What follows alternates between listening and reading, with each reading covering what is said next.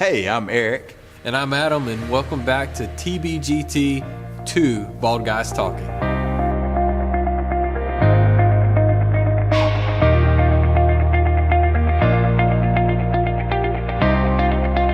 So in the past 3 episodes, we talked about Jesus being greater than religion. Now we're going to flip scripts, and we're going to talk about love and how it's greater than self. But first, this.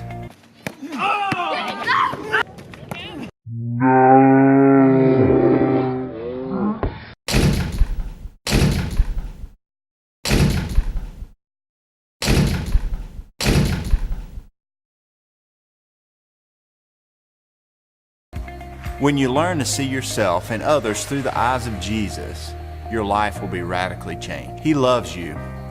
Don't dismiss that. You are loved.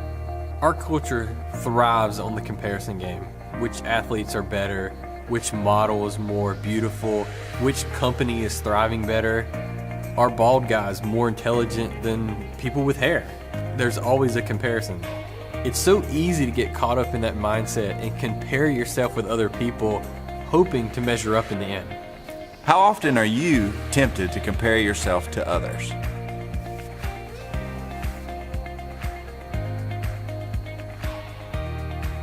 Many of us spend our lives comparing ourselves to others, hoping we can be good enough.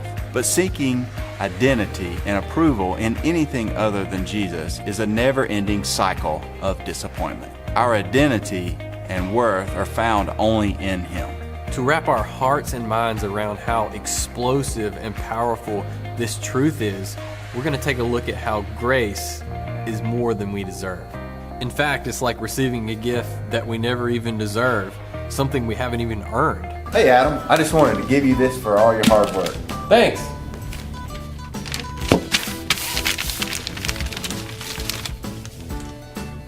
Oh man, thanks. I don't deserve this. Yeah, I know.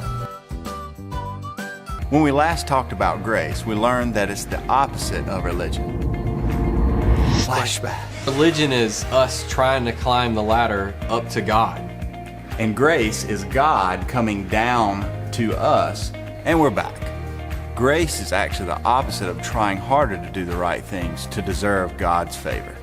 Now, let's move beyond that concept and learn how grace transforms our lives. So the Pharisees heard that Jesus was recruiting new members, appointing new disciples, and baptizing them, and that he was also making his way into Samaria. Samaria. It's a new city. Or Samaria. So religion makes enemies, but Jesus makes friends. He doesn't go around us, He comes straight to us. We've learned from many lessons that Samaritans and Jews clashed. They did not get along, and all that was rooted in religion. So Jews viewed Samaritans as people who had compromised the purity of the Jewish religion by integrating into a foreign culture. But instead of avoiding and dismissing people, Jesus went to them. His mission on earth was to extend God's love and grace to whosoever believeth in Him. So who do you avoid, and why? How would you feel if God wanted to change that person's life? Would you celebrate that change, or would you question God? What does your response reveal about your perspective of grace? So Jesus was at Jacob's well and actually meets this Samaritan woman, and he asked her for a drink of water. So she was shocked that a Jewish person not only asked her for some water, but even talked to her. Then Jesus introduced her to living water, which completely made the conversation away from religion and straight personal. She led a very promiscuous life, one could say. Notice that when Jesus got personal, the woman tried to turn it into a religious debate. But remember, Jesus is greater than religion. He actually kept the conversation focused on her need for love and grace. He offered her the very thing that presumably she had been seeking in relationships with men.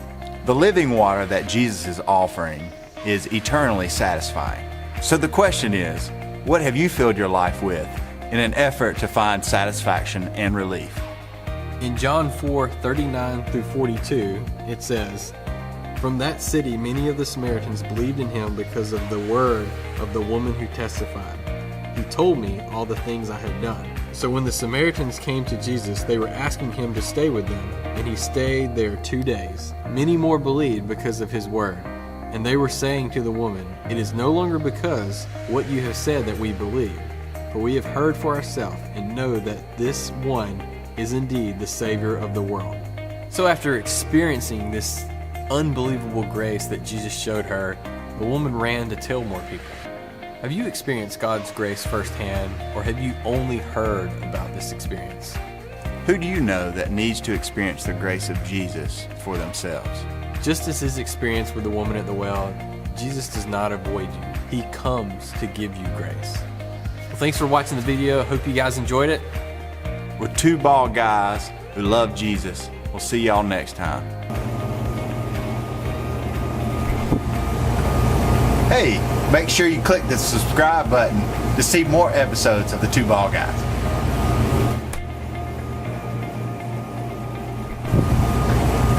And follow our other pages for more content.